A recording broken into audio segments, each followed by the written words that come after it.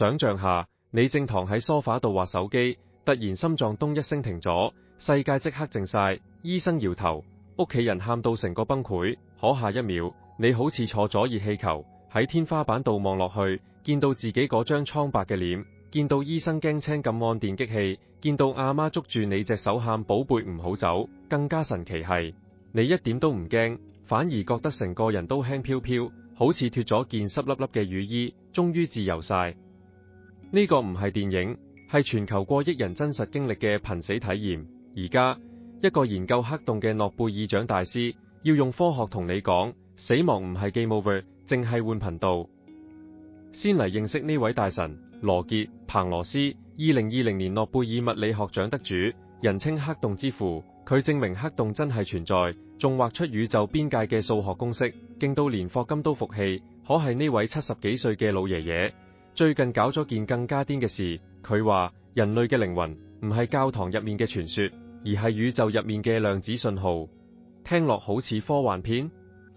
唔使急，彭羅斯唔係賣靈修課程，佢有實驗、有數據，仲有一班醫生護士做證人。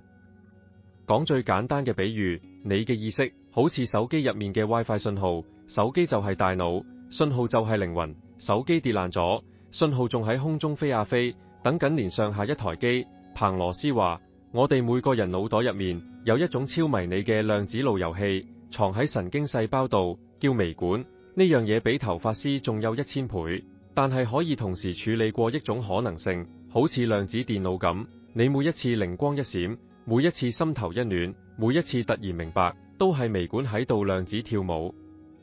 你一定會問，腦袋咁熱咁濕，量子信號點樣生存？彭羅斯笑住拋出證據。2014年，科學家用鐳射光打入活人腦袋，真係影到微管喺度嗡嗡嗡震動，頻率高到每秒過100萬次。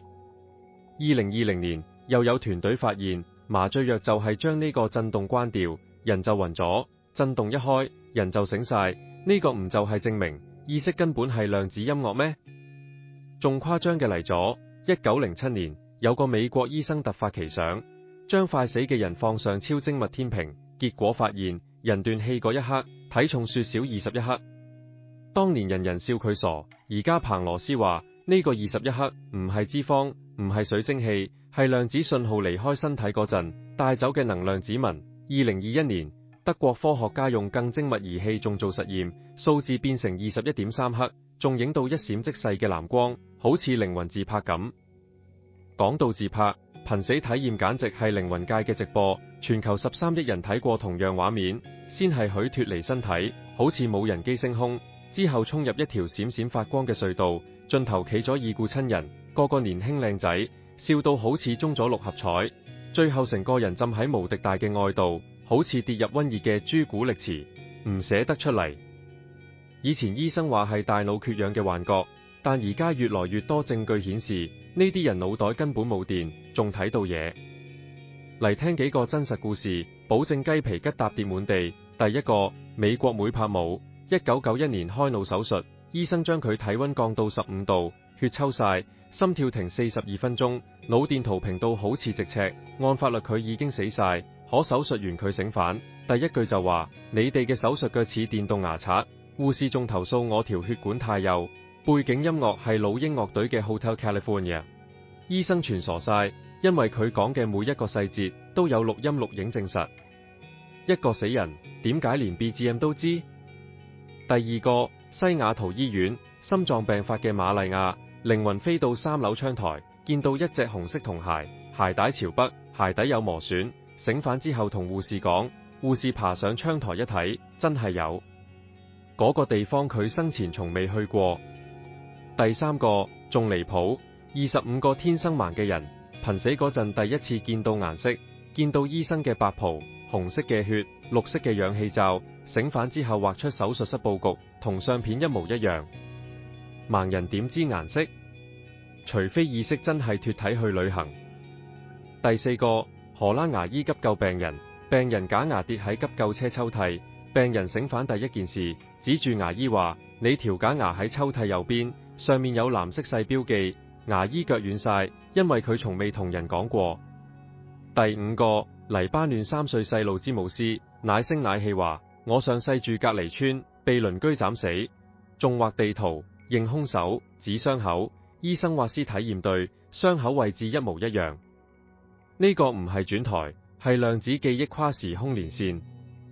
第六個，台灣林口長庚醫院2022年真實紀錄，一個阿媽心跳停晒，醫生宣告死亡，孫女突然大喊，阿媽話佢唔痛，要我哋唔使傷心。同一秒，心電圖跳出一個怪怪嘅尖峰，室溫即刻降2.3度，監視器影到一團白光從病床升起，飄出窗外，好似電影特效。醫生之後寫報告，我開始懷疑死亡淨係身體關機，信號仲喺度飛。呢啲故事聽落好似鬼片，但背後嘅科學超硬核。量子物理話，兩個粒子一旦糾纏，就算隔住銀河系，都可以即刻感應。你想阿媽，佢嗰頭打個噴嚏，你呢頭眼皮跳，呢個唔係巧合，係量子信號喺度打招呼。彭羅斯話，我哋每個人都同宇宙呢張大網糾纏，死嘅時候，信號淨係從身體頻道切換去宇宙頻道，好似手機從 4G 跳 5G， 畫質仲清楚。你可能會諗，改 AI 呢？ ChatGPT 唔係好醒水，係 AI 會寫詩，會計數學，但佢永遠唔會驚死，因為佢冇微管，冇量子跳舞。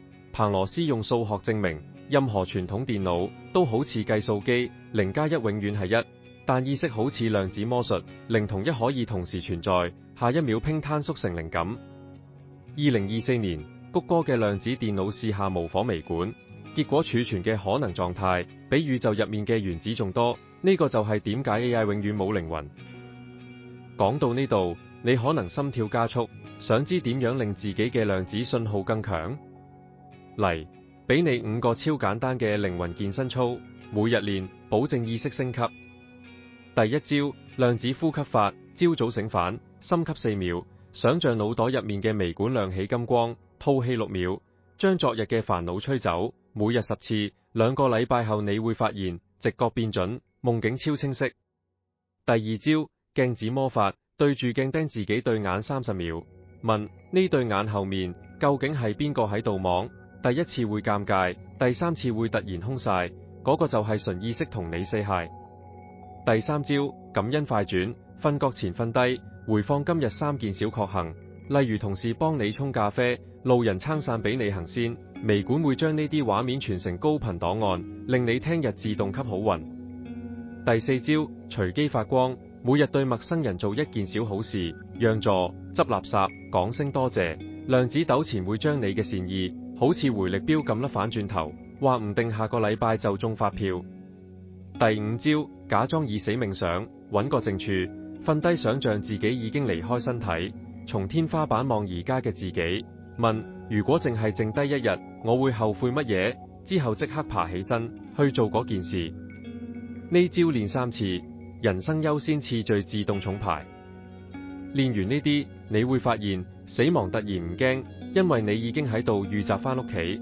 彭羅斯講過，人類唔係宇宙嘅意外，而係宇宙想體驗自己嘅方法。你每一次笑，每一次喊，每一次原諒，都好似宇宙喺度照鏡。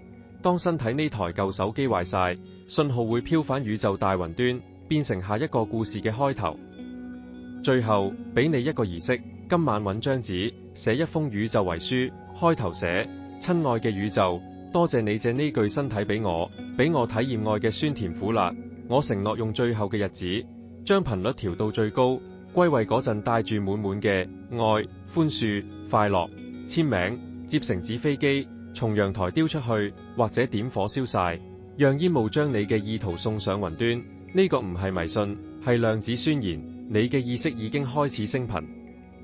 總結一次，死亡唔係黑屏，係換台。你唔係肉體呢台破手機，你係宇宙 WiFi， 信號永不掉線。從彭羅斯嘅微管量子舞，到全球過億人嘅瀕死直播，從21克嘅能量指紋，到 AI 永遠學唔到嘅靈魂跳躍，所有證據指向同一個真相：我哋嚟呢一趟，唔係為咗賺錢買樓，而係為咗俾宇宙透過我哋對眼，第一次嘗到士多啤梨嘅甜，第一次聽到阿媽講對唔住，第一次明白原諒嘅輕鬆。所以唔使再問死後去邊，問下自己：我而家嘅信號夠唔夠強？